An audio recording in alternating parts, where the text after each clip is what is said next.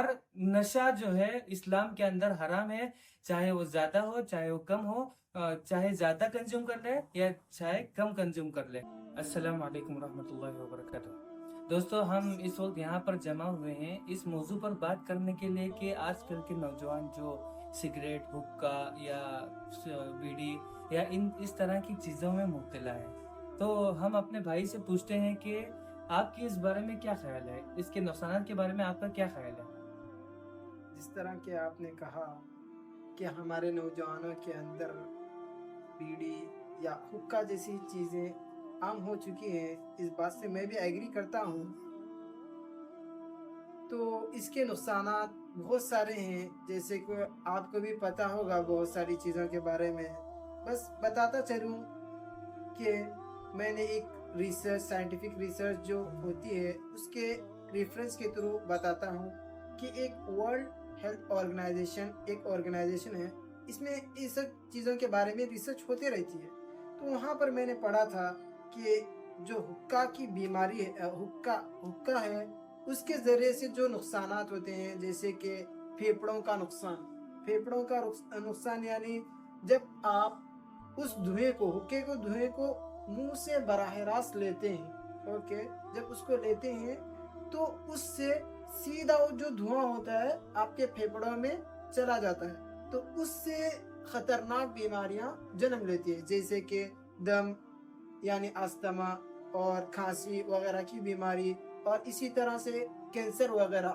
किस तरह के कैंसर? गले का कैंसर, मुंह का कैंसर और फेफड़ों का कैंसर इस तरह से जन्म लेते हैं।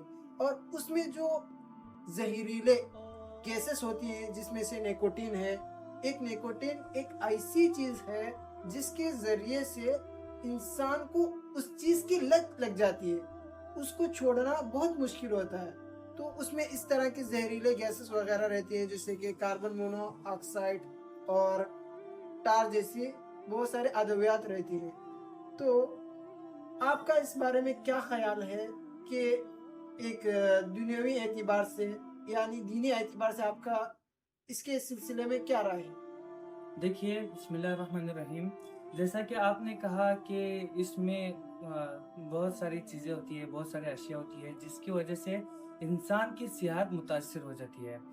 इसके सिलसिले में अल्लाह ताला फरमाता है, आयत नंबर 195 में, सूरह बकरा आयत नंबर 195 में फरमाता है, वला तुल्कू बिअयदीकुम इला तहलुकति व अहसिनु इन्नल्लाह युहिब्बुल मुहसिनीन। और तुम अपने आप को अपने हाथों से हलाकत में न डालो और तुम एहसान करो, बेशक अल्लाह ताला एहसान करने वालों को पसंद फरमाता है। और इस आयत को दलील के तौर पर मानते हुए उलमा कहते हैं कि ये हुक्का या सिगरेट या बीड़ी या वेप या इसी तरह की चीजें जो है हराम हो जाती है। इस आयत को दलील मानते हैं उलमा। और इसके इसके बिलमुकाबिल अगर हुक्का या सिगरेट या ये सब चीजें पीने की वजह से सेहत मुतासिर हो जाती है, जैसा कि आपने कहा, और सेहत मुतासिर होने की वजह से बहुत सारे लोग मर जाते हैं। उसमें बहुत सारे लोग अपने मौत को गले लगाते हैं, जिसकी वजह से वो खुदकुशी के हुक्म में आता है। और आप सबको पता ही है कि खुदकुशी इस्लाम में हराम है, इस्लाम में खुदकुशी जायज नहीं है। और इसी तरह से उसमें कुछ नशे की चीजें मिलाई जाती है। और जब नशे की चीजें मिलाई जाती है तो लोग कहते हैं कि उसमें नशा नहीं रहता है और जरा भी नशा नहीं रहता है। तो मैं उनको ये कहना चाहता हूँ कि अगर उसमें नशा नहीं रहता है तो बहुत सारे लोगों को जब वो उसको कंज्यूम करते हैं तो उससे उसको सुकून मिलता है। उसको सुकून मिलने की वजह से उसको उसकी आदत हो जाती है।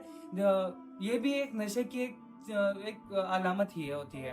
और नशा जो है इस्लाम के अंदर हराम है, चाहे वो ज्यादा हो चाहे वो कम हो, चाहे ज्यादा कंज्यूम कर ले या चाहे कम कंज्यूम कर ले, दोनों भी एक ही हुक्म में आता है। मेरी इसके बारे में ये राय है।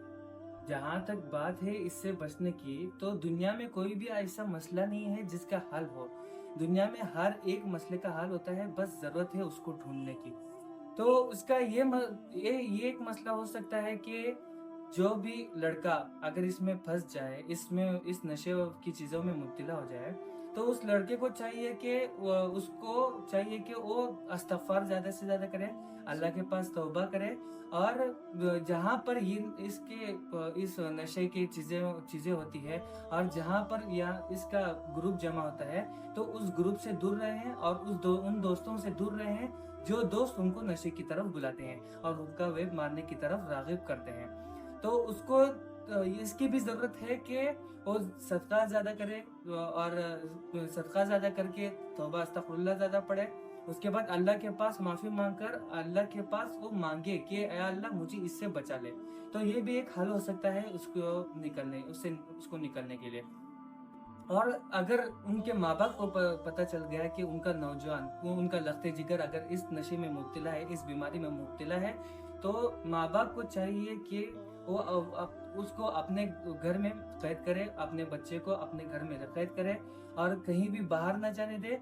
और अगर कहीं जाना हो, जैसे नमाज या किसी ज़रूरी जगह में जाना हो, जैसे नमाज या वगैरह इसी चीज़ों में जाना हो, तो उनके जो बड़े हैं, जो घर के जिम्मेदार है, जैसे बाप हो या उसके चचा हो, उसके मामू हो या उसका बड़ा भाई हो, इसी तरह की वगैरह कोई लोग हैं, बड़े लोग हैं, तो उनके साथ भेज दें। तो इससे इंशाल्लाह इस मसले का हल हो सकता है। तो मेरी ये राय है इसके बारे में। तो मैं अपने ऑडियंस से ये कहना चाहता हूँ कि ये जो हम कर रहे हैं, ये जो है सिर्फ नबी की तालीमात को, इस्लामी तालीमात को सारी दुनिया में फैलाने की कोशिश कर रहे हैं। तो आप इस वीडियो को शेयर कीजिए। जज़ाकल्लाह खैर।